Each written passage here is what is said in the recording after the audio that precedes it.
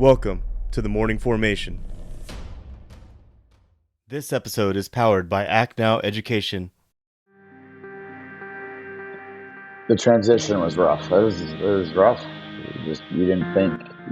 I went. I had a new job. I was going in customers' homes, getting disrespected. And I'm like, what the hell's going on? Like, this isn't the world I'm used to.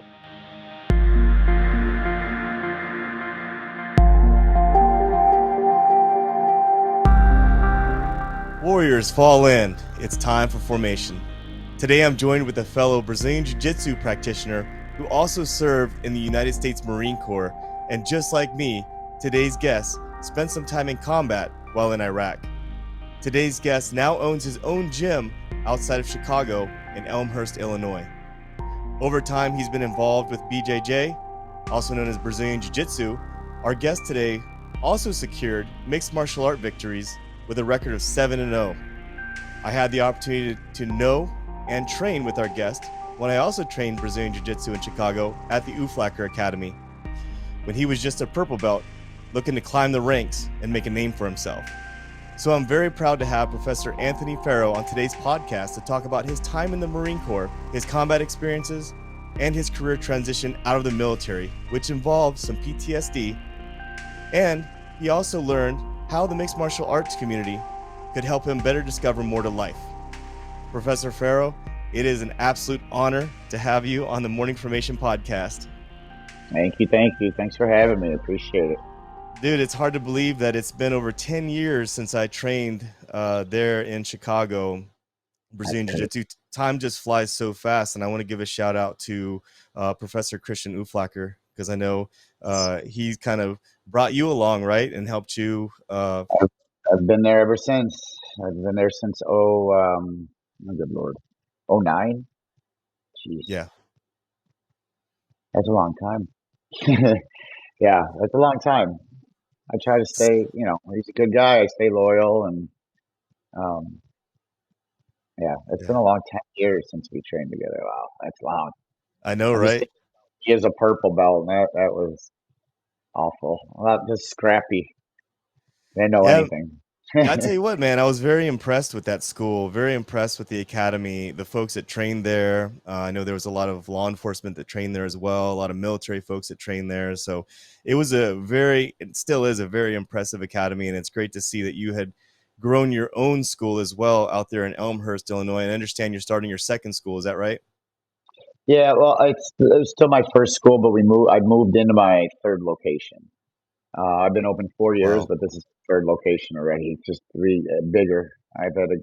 We've outgrown every gym, and that's a good problem to have, but it's also stress, and you got to move into new places, Hey, man. and Yeah, it's growing, and you're actually changing a lot of lives. I think that's incredible, man. So let's get into it, man. Let's talk about, where are you from, Anthony, and why did you decide to join the Marine Corps over all other branches? so I'm from Alsop, Palos Heights, south suburbs of Chicago. Um, uh, why I went in the Marines instead was because I wasn't headed in the best direction after I did like a year of college, gave up, and just, I didn't really have any hobbies. Jiu-jitsu wasn't around at the time. I loved martial arts. I was taking Hapkido, but that is not nearly the same type of, workout and stuff like that. Um, I chose the Marines because I wanted the toughest one. I wanted the hardest one. I wanted to change my whole life around. And I did. I Yeah. sure did. But I wanted the challenge. I needed a change. I needed a change. So was the military familiar territory for you and your family, or was you kind of an outlier? Yeah, nobody that I know of served. I think I had maybe a cousin served a long time ago or something. I don't remember, but no, nobody served. It was it was very foreign for all of us. It was very different, very different. Um, Right. So you have a lot of courage, first of all, to just walk into the dark and join the military, having no one else to kind of relate to. what you're about to go through. You leave and you go active duty Marines. Where's your first duty station? Lejeune. That was my only duty station. I trained on the West Coast though, and but they shipped me off to East Coast Lejeune the whole time there. All right. And so, how many years did you do in the Marine Corps? And talk to us about your first deployment into combat. I did four active, four inactive, so just eight total that we'd have to do. I went to Iraq in '05 and '06, so 2 years out of the 4 years I've been in. So I was deployed more than I was on base. Um, I was in the fleet for about 5 or 6 months before we shipped out. So we spent a lot of that time training. I was motor T, so we did. I learned as much about trucks as we could, and how to drive and stuff like that. But then we went to Iraq in February to September, and our station was in Fallujah. And the War of Fallujah was in I want to say '05, late '04 to '05. So we Yeah. got there right after the grunts, and everybody just tore that place up. It was very violent. I mean, you could tell when they were leaving. Just we had brand new camis on, and they just looked like. I mean, they lost. You could tell they lost a lot of people, and were tired and just done.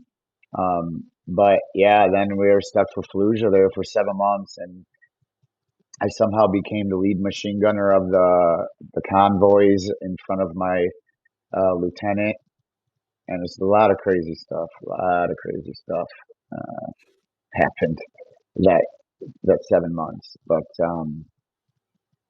I got out of there somehow. I got out of there Yeah. somehow. So it was a lot. It was 7 months straight of Groundhog Day. You wake up, you do the same exact thing. You don't see clouds in the sky. It's hot, just hot, and that's it. You're just hot for 24 hours for about Wow. 6 months out of the 7 months. I was just hot. Yeah. Um, Yeah, I feel you, man. I was located up in Mosul, Iraq, in 2004, 2005, oh and wow. my cousin was one of the Blackwater guys that was actually ambushed and was drugged through the streets. His name's Wesley Bartolona.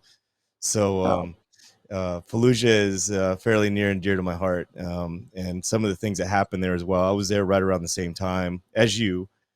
So in convoy, I was a transportation officer. So convoy was something I was very, very familiar with. Now, when you deployed, how old were you, and what rank were you? I was older.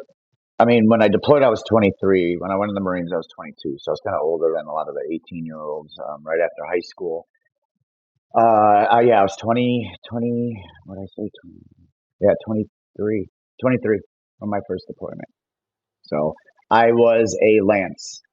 I got out of boot camp as a PFC because I got the college credits for it because I did not want to be a private after. I wanted to, like, if I was going for this, I knew this was going to be my life, or not.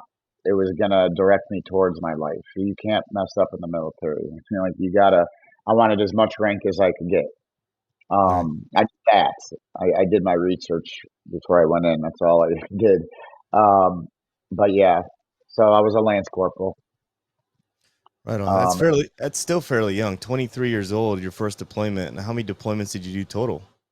two, two back to back. Wow. We were back home for 3 months, and then we went right back And the again. second time, still Fallujah. See, this was TQ. I can't pronounce it, but we called it TQ. And then it was really rough. We got sent to Ramadi for a month for like a mission, a secret mission with the army. Um, that was bad. It was Ramadi was not good at that time. I mean, Ramadi was never good, but it was rough at that time. But we were there already. That's all we knew. We didn't know anything else. Right. We didn't have time to get used to being home in the civilian world again. We were just right back in the desert, in the sand. doing what Right. we did 3 months prior for 7 months. Our attitudes were completely different too. I mean, the second time we were just, you know, we knew it all already. A lot of our lieutenants and stuff, that was their first time over there, and we're like, hey, we know what combat is, like, easy there. Right. So we were like, we were belligerent. It's war, or whatever. It was wartime. Right. And so, did you get an opportunity to talk to anyone that was actually in Iraq in that area before they went in and cleaned out Fallujah? No.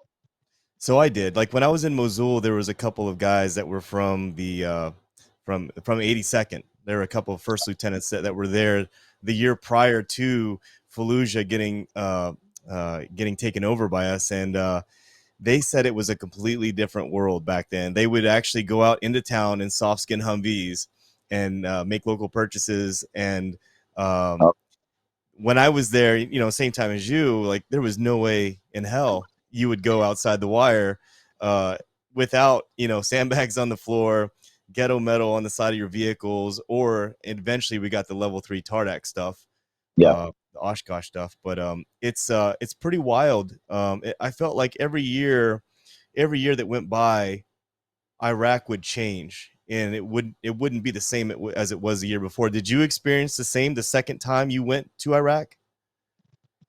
Oh man,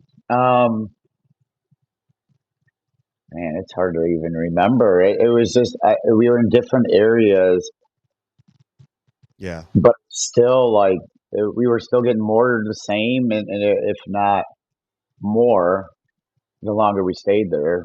They were sick of us being there. right. Um, so to me, not really, because I think it was just such a quick transition. Yeah, it was It 3 months, was right? it was the same. It was 3 Right. 4 months. So it was the same bullshit that it was before. It was, you know, Yeah. not the best not the best times there. So, It was ugly a lot of times. But so you come back from your second deployment and you get out of the Marines shortly thereafter that. What was that transition like? Did you already know what you were going to be doing like when you uh, yeah. got out of the uniform? Yeah, my brother-in-law, luckily, he worked for Comcast Cable Company, and I moved back to Illinois 2 months later at a job interview, and I was hired on spot. So I had that stress. I was like, hell yeah, I got a job. But it was just an awful job, and I was in an awful state of mind without knowing. And I did that awfulness for close to 8 years, and that made my PTSD get really bad. And at the time, I didn't know I had PTSD, or I refused to believe it that I had PTSD. Yeah. Um, the transition was rough. It was rough. You didn't think. I went. I had a new job. I was going in customers' homes, getting disrespected. I'm like, what the hell's going on? Like, this isn't the world I'm used to. Um, like, I'm like, do you know where I just been? Like, it's like I don't want to be like that. But at the time, I was like, Yeah. these people are screaming at me because of a cable line. I'm like, I should have been dead 50 times. Like, are you really complaining about a cable line like this, or? But Right. that transition stuff for me was tough. Yeah. And I can tell you that I don't know if you felt the same way, but when I transitioned out, I just wanted to be left alone. Like I wanted to get out. I wanted to check all the blocks and just not go through any of the out processing stuff at all. And I feel the way that you felt, where I came back from Iraq and I had people who were sitting back here watching TV, telling me what was going on and telling me what it was like. Right? You Oh, experienced the same? that's the best. When they say, what's in Iraq, why you went to Iraq, what's in Iraq. Right. I'm like, oh, because you read it online. Okay. I mean, I wasn't there or anything, so what would I know? Right. A lot of ignorance, and I wasn't used to it. Right. And now it's just times 1,000. But when I got out, but I never realized that I had a lot of people hate me because I was in the military. I didn't know people actually thought Yeah. that stuff or like hated people in the military because they think we're all killers and stuff. I'm like, wow, you just don't know. You don't know anything about anything. Right. Right. And that's one of the main reasons I started this podcast, was because anytime I ever heard about military veterans or what veterans were doing, I always heard about the drug addict or the alcoholic, or it's not the guys that are out there like you that are building businesses, changing lives. It's always about the negative stuff, Like, man. And so I got tired of hearing it. I got tired of hearing it because I know there's a lot of guys out here that are killing it and are making it and are overcoming all the obstacles between these two different cultures of the civilian world versus the military world, right? And so I really appreciate guys like you that are just so courageous, strong, brave. You're out there changing anyone that you've trained over the years, Anthony. You've literally positively changed their life. And having trained jiu-jitsu for the last 11 years or so, man, it's that's how I have felt about it, and I have a lot of respect for what you do specifically. So at what point, though, you took Hapkido back in the yeah. day. At what point did you find yourself back on the mats again, and what were you doing? So I know exactly where I was at. I was getting into, I loved watching UFC, loved watching Pride. That's when Pride was getting huge. My favorite fighter was Chuck Liddell. I would remember watching him in Iraq knock out Bob Ballou, I think twice. I was so involved in it. I'm like, man, I would love to like try something like this. I always wanted to do jujitsu because of Hoist Gracie, though. This was before, this was like in the beginning of the military where I was studying jujitsu, like reading books on the Gracies, but I couldn't afford jujitsu. That's when it just started coming around right before I joined the military. Only school was in like the city, and it was like I couldn't do that. I was young, I didn't have the money. Um, so after my first deployment, again, we didn't have much time to transition, but after the second deployment, I knew my mental health was getting kind of weird. And, we would lift. It didn't matter if we got no sleep. We went to the gym right away to get that anger out. And I was lifting a ton of weight. And that's why I'm probably hurt because I lifted so much heavy weight for being so small. But, that's what we did. That's what all we had to do was fun and recreational. So, with about when we went to Ramadi, like I brought up earlier, when we got stationed out there, they had a gym with mats, and I we were with reservists at the time, and we had about 10 reservists in my platoon, which those guys were trips. But we had a blue belt, which was like the almighty blue belt. That's how stuff changed, right? Like Right. this guy was blue belt. He was a god. I'm like, oh my god, you're a blue belt? Like how? So we went to the gym. He started showing us a few arm bars and triangles. And he's like, all right, go grapple with this Marine. And I remember I didn't know what the hell it was. And instantly I get a triangle on the guy. And after that, I freaked out. Like, I loved it. I choked somebody out in my legs after learning jujitsu for like 15 minutes because I Wow. think just reading all the books helped, having long legs. And the guy that I triangled actually lives in Illinois. And he's a Marine. He lives in Illinois. And he's one of my buddies. That's funny. But he was the first guy that got triangled by me. But yeah, that was in Ramadi, and after that, that was it. When we got back home, signed up at the closest jiu-jitsu, more of an MMA school, and that was the time when Brian Stan was coming up in the WEC. Hmm. Uh, he was captain. Um, like I read his book, Marine Captain. He's been through a lot of shit. Um, Yeah. you know, He's a Silver Star recipient, isn't he? he's been through a lot. It's crazy. Yeah. But I saw how he trained, and he would talk to me, as a person because he was a officer. So it's weird to see them outside of work. But he had no one to train with, so you would just see all these big Marines come in there and try to beat this guy up, and he would just knock their heads off. That's how he was training to get in the WEC, and then he got out, and then he went in the UFC after that. But that's where I started, and I was good at kicks. I started doing some stand up, and it just took a long. I've been through so much of getting my butt kicked in the beginning. like in tears because I would just get my ass beat sparring because I never did it something like that before. I got collar choked. The guy was laughing at me as I was getting collar choked. I had a girl choke the shit out of me, unconscious Oh yeah. almost. Oh yeah. Right? And she was like clapping and shouting. That made it awesome. Um, so yeah, that was my beginning of my jujitsu journey, and I remember going every day. I just had to show up once, and that was it. I went every day, and the longest time from that day that I've taken off jujitsu was probably from my knee surgery last year. I took off probably like 6 weeks straight, possibly. Um, I've had blood clots where I couldn't train for 3 months, but I still did, kind of. Mm, And Professor Christian had to drag me off the mats because he's like, "Stop! You're training too hard. If you get hit in the head, blah blah blah." mm. Um, I love it. I'm obsessed with it because it's so good for mental health and it's never ending. And Yeah. self defense is always the biggest thing, right? I mean, we all should know that, but Right. um, it is my mental health, Right. and now I just like helping people. Like I love. There's a lot of people that could go far in this sport, and they could do far in their lives. It's just you have to get through it. This sport can take you there. It really can. It's just not easy. It takes dedication.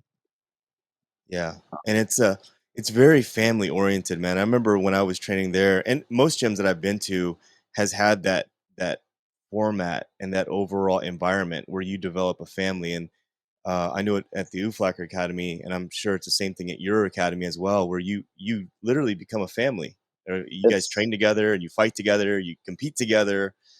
So I think that there's a lot to be said about that as well. And I can tell you that personally, I'm the same boat as you, man. Whenever I was in a dark place, I would just find the gym and train, because you have two choices, right? You can go to the bar, you can go to the pubs, or go to the clubs and drink, or you can go find some exercise somewhere and find some camaraderie, which is what we're used to in the military, and you can find that on the mats, man. And so I've been meaning to get you on the show for a while, and I'm really happy that I got you on the show because a lot of things you're saying I resonate with. I totally understand where you're coming from with that.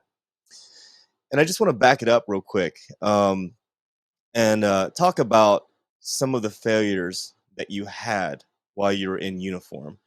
And I think it's important because a lot of folks think that you have to be perfect, that you have to be perfect. To be a success, you have to be perfect. And in my opinion, I've had a lot of failures myself and had to overcome obstacles, and pick myself back up again, dust myself off, and keep going.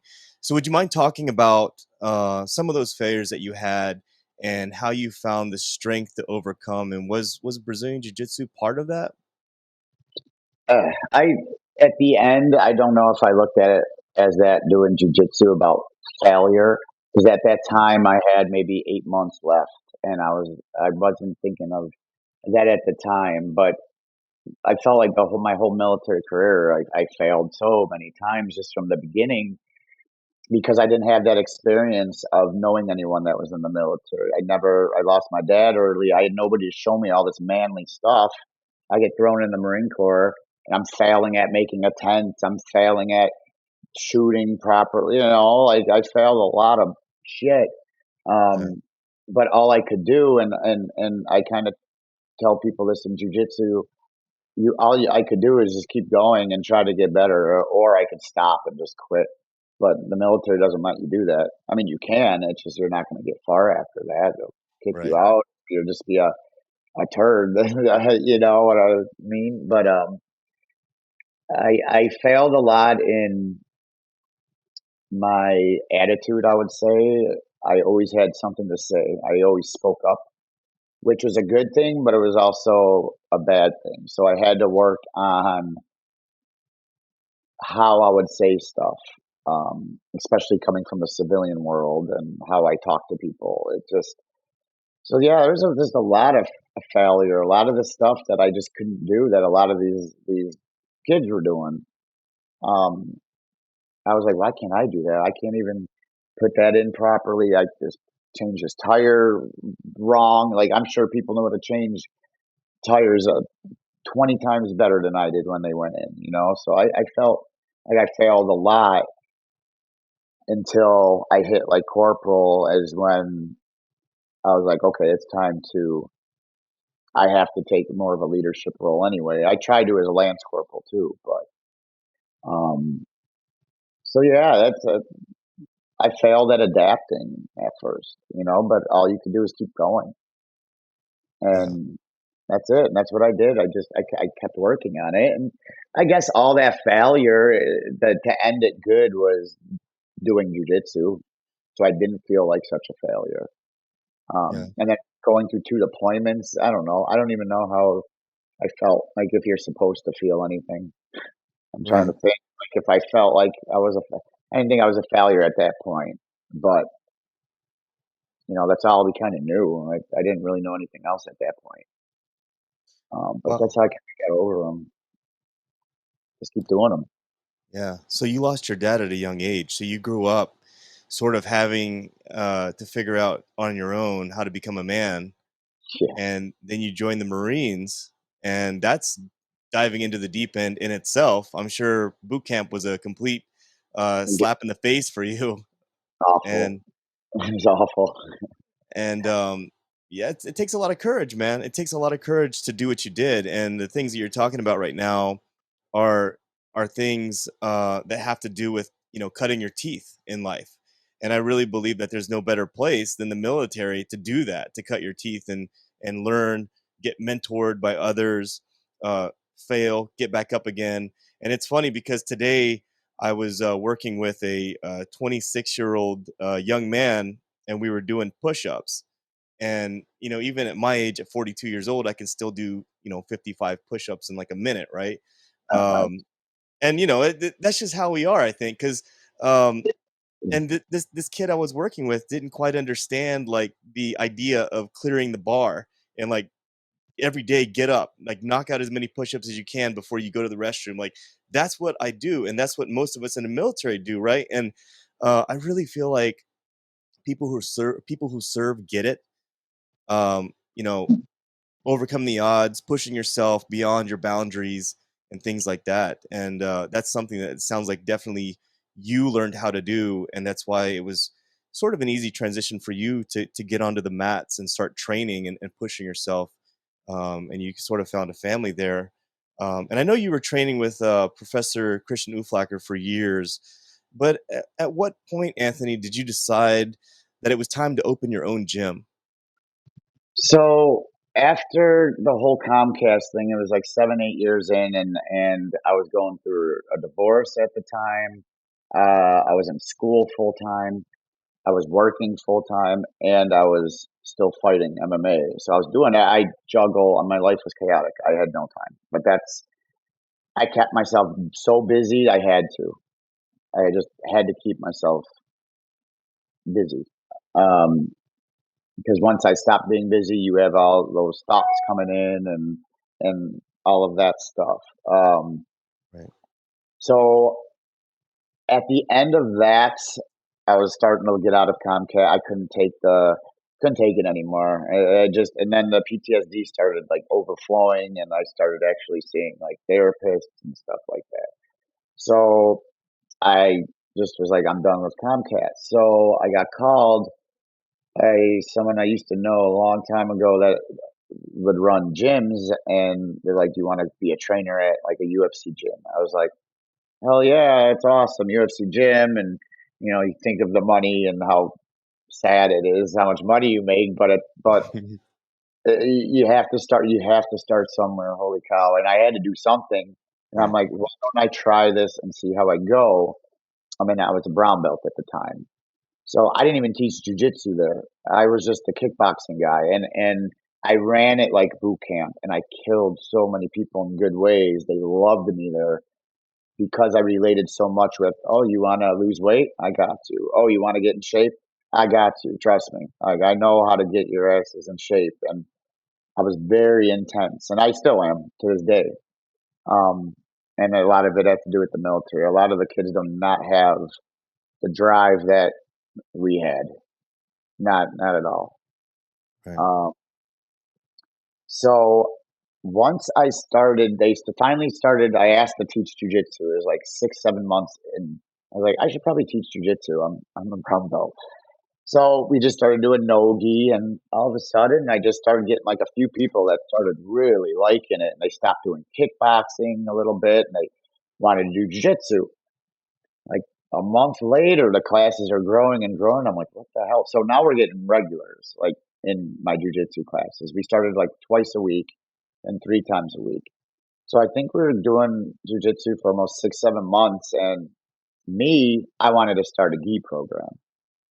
Everyone's like, "No, we're not gonna do gi. Who the heck's gonna do gi? You know, this is UFC gym. We're all MMA fighters here. You you MMA fighters, you're not supposed to train in the gi," which is such horseshit, by the way, Yeah. too. Um, because at many times all your world champions trained in the gi Hmm. up until their fights. But again, you get I don't know what today's generation, what they're watching or what they're thinking, but yeah, so that's how the jujitsu got is where we were training the damn gi still. We would do all of that stuff. So when I started the gi program there, everyone was talking like, okay, it's not going to work. And like the first class, we had like 7, 8, 9, 10 people or something in the gi. I was like, holy shit, people bought gis, they bought belts. Because I'm thinking promotions, I'm thinking future. Like the belt, yes, it goes around your waist, but that belt shows it's a degree. It's like a college degree, right? Because you're there forever. Like if you're not doing gi, I'm sorry, I don't buy the whole belt thing. So that's what jujitsu is. It's Brazilian jiu-jitsu for a reason. You put in 10, 12 years, you're gonna know a lot of knowledge. You don't have to be a world champion. You Right. don't have to be any of that. You just have to know how to be a good teacher if that's what you want to do. And I started loving teaching and seeing my students compete from a UFC gym and beating people from legit schools. I'm like, maybe I do know what I'm talking about. And I didn't at the time compared to what I know now. I mean, and I'm going to say this in 3 years from now. But I grew to about 20, 30 people would come into my classes. I had a student be like, "Hey, I'll give you this much money. Open your school. I believe in you. Let's do it." And I had no money. We jumped, and that was it. Um, it sucked that I had to take the people away from that gym, but I still have most of them that came with me 4 years ago with me to this day. Wow. Most are Yeah, still man. with me to this day. My OGs, I call them. That's some dedication for sure, man.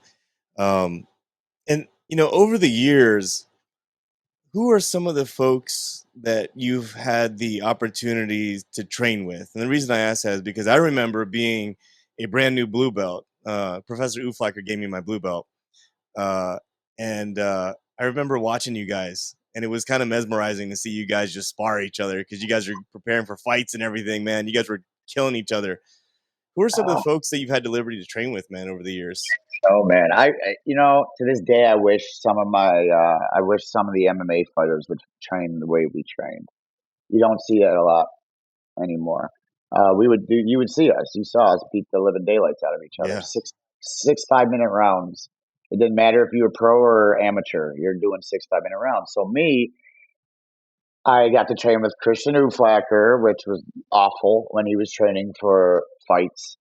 Um, the BBs, I've trained with a few of the BBs, Carson BB, back in mm, the day, um, who was a decent pro fighter. Rob Menegaz, made it in the pro ranks. He doesn't fight anymore. Gideon Ray, who is man, remember Gideon. he got me ready for my fights. Just amazing, very talented. What makes the Ferro Academy different than other schools in the greater Chicago area, in your opinion? If you give me 100%, I'm giving you 100%. So that's my job anyway, is to make you good at jujitsu, to make you happy. I just talked to the class today. I'm like, have think about it as I want you guys to love it as much. I wish I could get you guys to love it as much as I do because I'm obsessed with it. Obviously, that's not going to happen, but that is my goal. My goal is to make everyone know what to do on the streets, to keep my police officers safe on the streets and know what to do, keep the veterans safe mentally.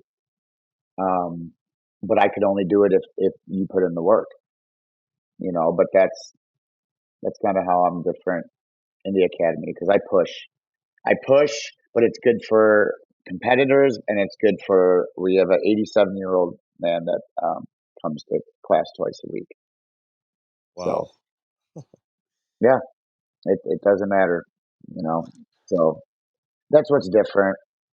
You know, I I don't sugarcoat stuff. Yeah, I think a lot of that goes back to your upbringing as well. You know, you lost your father at a very young age. Think about how many young folks are at your academy that you're leaving an impression upon, teaching them the things that you had to learn. By yourself, joining the military. You're teaching them. I'm sure you have a lot of teenagers that are showing up, and a lot of parents that are hobbyists as well. I think maybe some of the things that you do and the reasons why you run it the way that you do is sort of because of the way you were brought up and how you had to learn things on your own, right?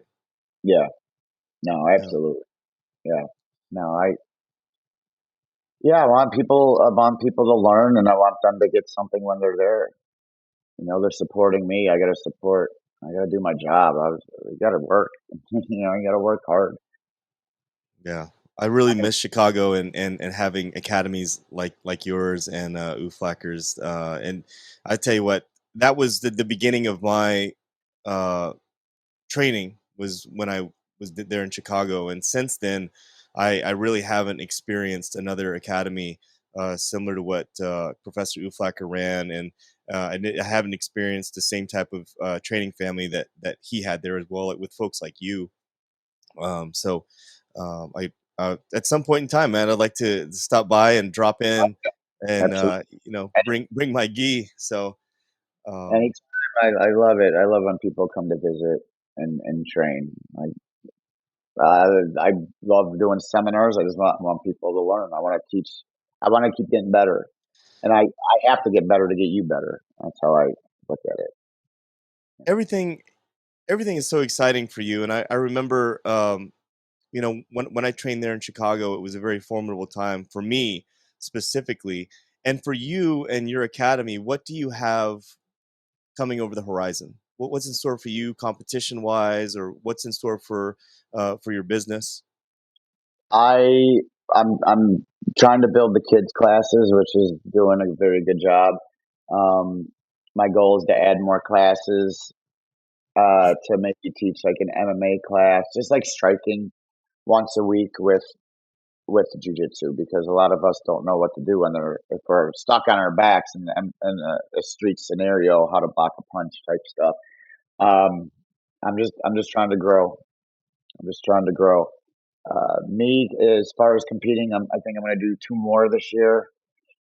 I've been competing almost twice a month since January. I'm tired. I just love it.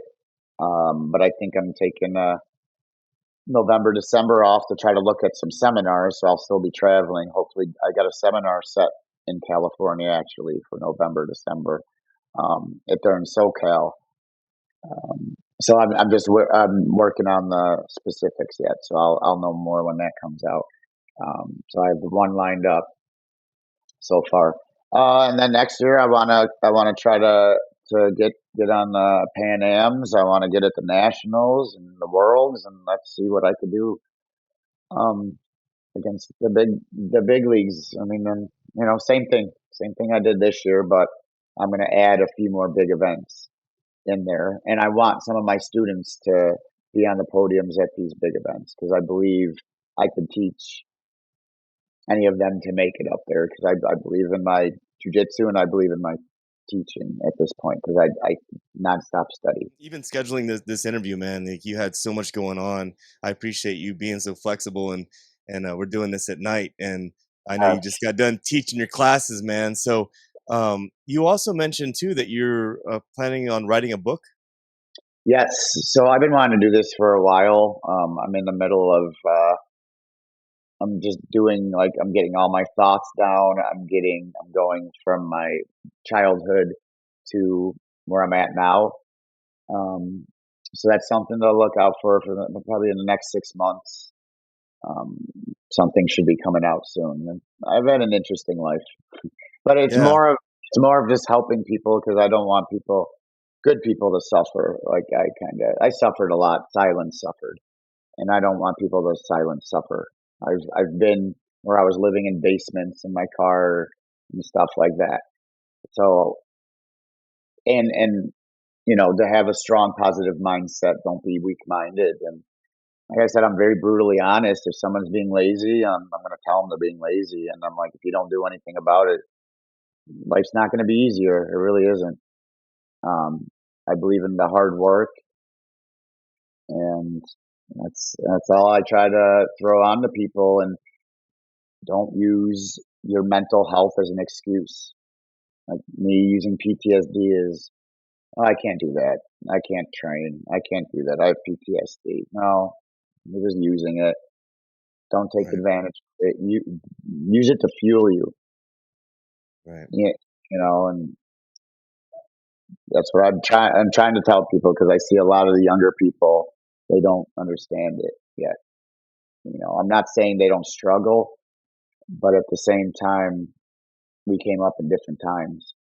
Right.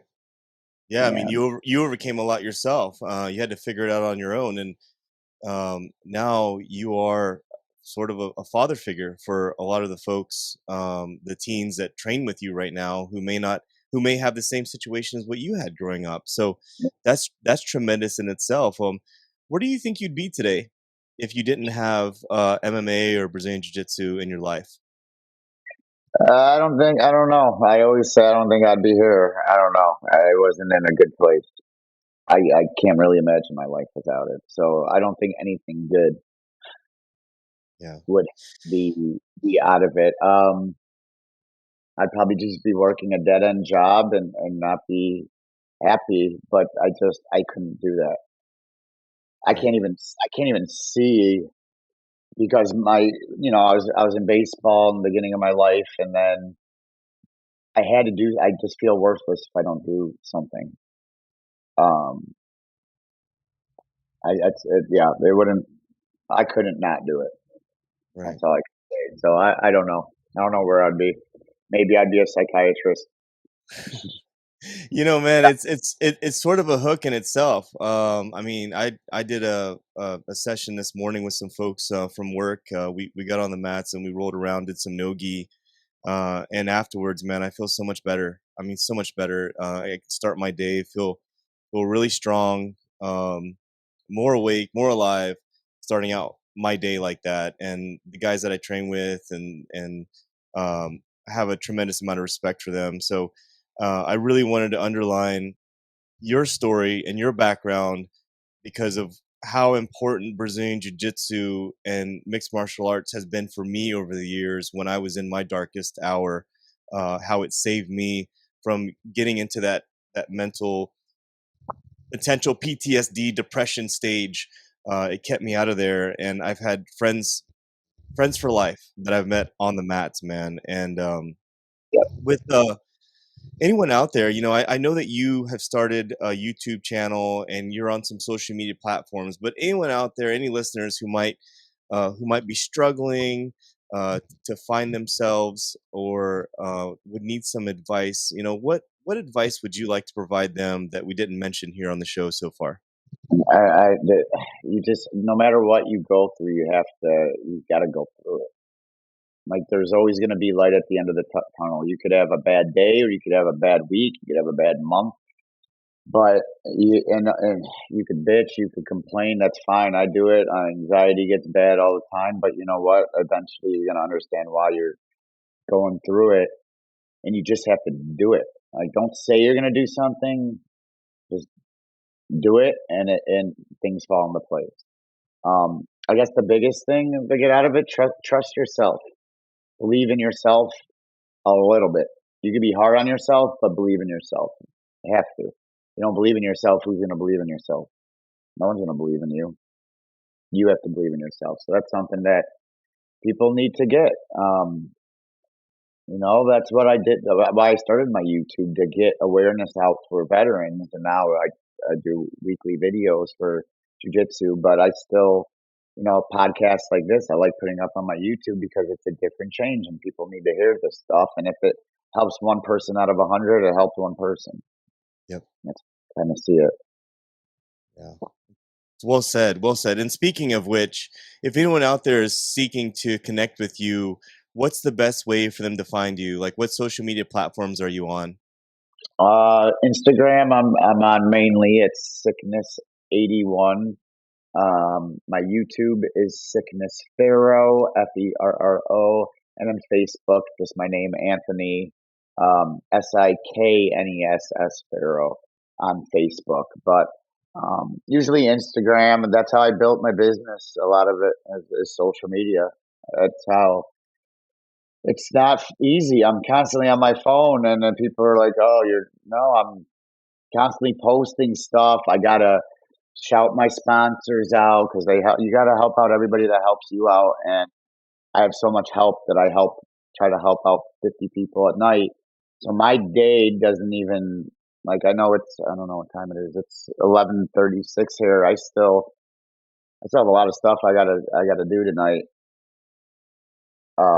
Yeah, a lot of stuff I gotta do. I gotta prepare videos. I gotta Mm. do ads. You gotta respond to emails. You gotta respond to texts. You got people. You gotta keep up. You know, social media is huge and if used in a positive way. And I use that platform to get some of my stress out. When I get annoyed by something I see on the news too, to help get it out. But it's mainly for jujitsu and you know awareness. Awareness is huge. People don't know certain things until you might read something someone has to say and like facts. You got to understand facts, and that's a lot of people don't know facts anymore. It's just like Right. hearsay. I believe in social media used as a good thing too. Yeah, you are, man. You're killing it, and I highly appreciate talking to veterans like you who are out there overcoming the obstacles. No excuses. You're out there not just making it for yourself, but you're also bringing everyone else up too by having your academy and being a mentor for so many folks out there. So thank you for the time. I know it's extremely late for you, but thank you for the time and the flexibility for having this interview. I appreciate it, Professor Farrow. And then for everyone else out there, thank you for tuning in. As always, I want you to stay tuned, stay focused, and stay motivated. Warriors, fall out.